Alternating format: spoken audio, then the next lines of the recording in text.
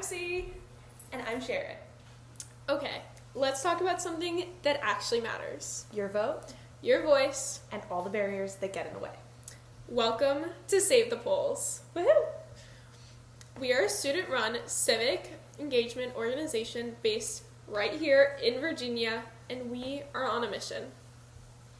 The mission? Make voting make sense. For everyone. No matter where you're from, what you know, how many times you've done it before. Because, here's the truth, voting should not be this confusing, and yet,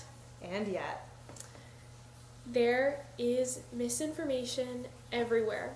There are rules that nobody explained to you. There are real barriers that keep real people away from the polls. And we think that's a problem worth fixing. So, we made a podcast. Every episode, we get into a different piece of it. The barriers, the myths, the stuff nobody talks about. We dig into our own and others' research. We are nonpartisan. We are not here to tell you who to vote for. We're here to make sure that you can. Because it doesn't matter where you fall on the political spectrum, you deserve accurate information. You deserve access. And your vote deserves to count. That's what Save the Polls is about. That's what this podcast is about. So, if you're a first-time voter, welcome. This is for you. If you voted before but still feel like the system is confusing and kind of a lot, also for you. If you just want to be more informed, absolutely for you. So I guess if you're a person who exists in democracy, this is for you. This is so for you. All right, let's save some polls. I'm your president, Sadie Goldman. And I'm a member of the social media committee, Sharon Louts. And today we're going back, way back. Like 1965 back. Because you cannot understand what's happening to voting rights right now without understanding where they came from. And the story of how we got the Voting Rights Act is honestly one of the most important stories in American history. And also one of the most heartbreaking, and also one of the most inspiring. All of those things at the same time. Which is kind of America's whole thing. Kind of America's whole thing. Okay, let's start at the beginning. So, let's set the scene. It's the early 1960s, the 15th Amendment, which says you cannot deny someone the right to vote based on race, has been a law since 1870. For almost 100 years. Almost 100 years, and yet. In Selma, Alabama, a city of about 15,000 black residents of voting age, only 335 were registered to vote. 335. Out of 15,000. How? How is that possible if the 15th Amendment exists? Because states got creative. They invented all kinds of ways to make it basically impossible for black citizens to register.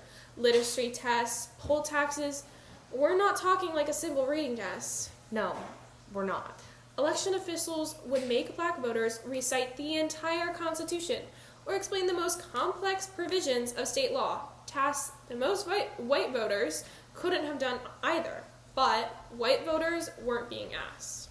And if you somehow passed the test, there were other tricks. You went to register and you were told that you had the wrong date, the wrong time. The official was out. Come back later. Come back never. Basically, even black people with college degrees were turned away from the polls. The system was designed to fail them. And the federal government kept trying to fix it, case by case, lawsuit by lawsuit, and it wasn't working. States would lose a court case and just invent a new barrier. So something bigger had to happen. And that something bigger started on a bridge. The Edmund Pettus Bridge in Selma, Alabama, March 7th, 1965. 600 civil rights marchers set out to walk from Selma to Montgomery, the state's capital, to demand voting rights. And as they crossed that bridge, they were met by state troopers. With tear gas, nightsticks, whips.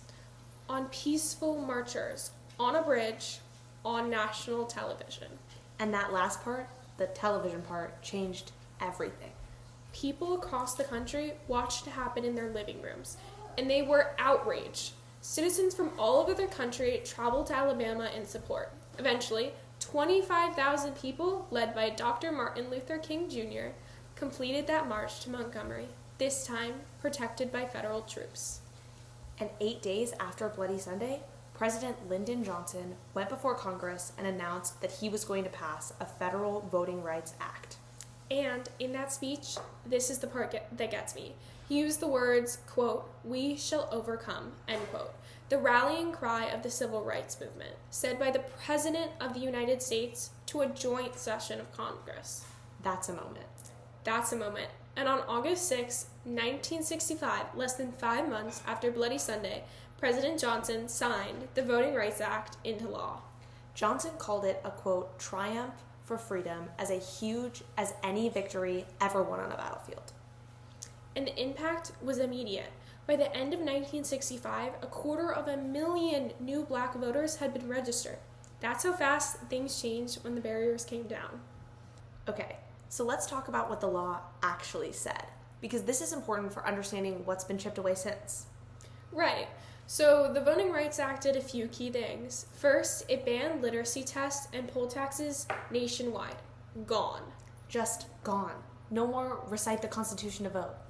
Second, and this is a big one, it created something called pre-clearance. Certain states and counties with a history of discrimination had to get federal approval before they could change any voting rules. So you couldn't just quietly redraw district lines or change polling place locations without the federal government signing off first. Which sounds kind of obvious when you say it out loud. Like, if you have a documented history of discriminating against voters, maybe someone should be watching. You'd think. And it worked. The law was so effective that Congress extended it multiple times in 1970, 1975, 1982, and 2007. Bipartisan extensions. Republicans and Democrats agreed this mattered. For decades. And then 2013 happened. Shelby County v. Holder. Supreme Court, 5-4. The court struck down the coverage formula, basically the map that determined which states had to get pre-clearance. The court said that it was outdated, that the South had changed. And so, with no coverage formula, pre-clearance basically became meaningless. You can't require pre-clearance from states if there's no formula to determine which states have to do it. And within hours, literally hours of that decision, states started changing their voting laws. Hours. Texas announced new voter ID requirements the same day. The same day. Which tells you everything you need to know about how that decision landed. And in the years since, we've seen a wave of voting restrictions across states. Stricter ID requirements, limits on early voting, mail-in voting, restrictions, polling place closures. All things that would have required federal approval before 2013. And then 2026. Yeah, so right now, literally as we're recording this, the Supreme Court issued a major ruling in a case called Louisiana v. Calais, and it hit Section 2 of the Voting Rights Act, which is the part that protects against racial vote dilution. Okay, back up. What is vote dilution? So, vote dilution is when district lines are drawn in a way that spreads minority voters across so many districts that they can never form a majority anywhere. Basically, your votes get watered down, diluted, so you can never actually elect the candidates you choose. And Section 2 was supposed to prevent that. For 39 years, it did. States had to draw maps that gave minority communities a real shot at representation when those communities were large and compact enough to have one. So, what happened in Louisiana? So, Louisiana had originally drawn a congressional map with only one majority black district, even though black voters make up a huge portion of the state's population. A court said that that violated the Voting Rights Act and ordered them to add a second one. Which they did. And both black majority districts elected Democrats in 2024. And then a group of white voters sued, arguing the new map relied too heavily on race and violated the Equal Protection Clause. And the Supreme Court sided with them. Last week, The court's ruling basically makes it much harder to use Section 2 to protect minority voting power in redistricting. Legal experts are saying it has eviscerated one of the most important tools we had. So, to recap, pre-clearance gutted in 2013. Section 2 redistricting protections severely weakened in 2026. The same law that was called, quote, the most effective piece of civil rights legislation ever enacted, end quote, has been hollowed out piece by piece. By the same institution that's supposed to protect it. Okay, we have to talk about the John Lewis Voting Rights Advancement Act, because it's not all bad news. It is not all bad news. So, after the 2013 Shelby County decision gutted pre-clearance, advocates started working on a fix. And the result is the John R. Lewis Voting Rights Advancement Act, named after the late congressman and civil rights icon who was actually one of the marchers on Bloody Sunday. He was beaten on that bridge, and he spent the rest of his life fighting for the right to vote. The act would restore and update the pre-clearance system, creating new criteria for which states need federal approval before changing voting laws, based on recent voting rights violations instead of the old formula the court threw out. It was reintroduced in the House in March 2025 and in the Senate in July 2025.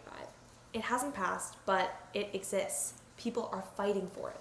And that matters. Okay, so you might be thinking, I'm in Virginia, and this is all happening in Louisiana and Texas and places far away. Like, why does this even affect me?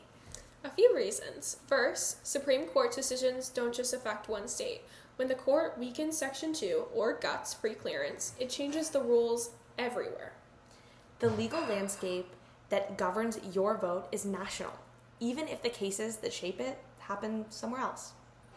Second, Virginia has actually made real progress on voting rights. Same-day registration, early voting, online registration, these things exist because people fought for them. But they're not permanent just because they exist now. Laws change, courts change, the work of protecting voting rights is never finished.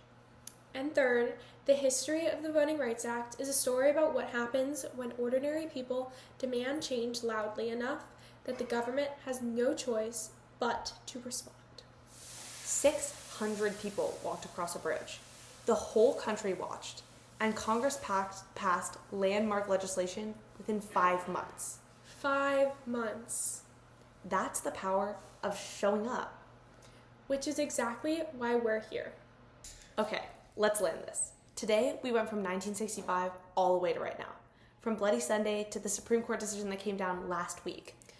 The Voting Rights Act was one of the most powerful tools ever created to protect democracy, and it has been systematically weakened by courts, by legislation, by policy changes over the past decade.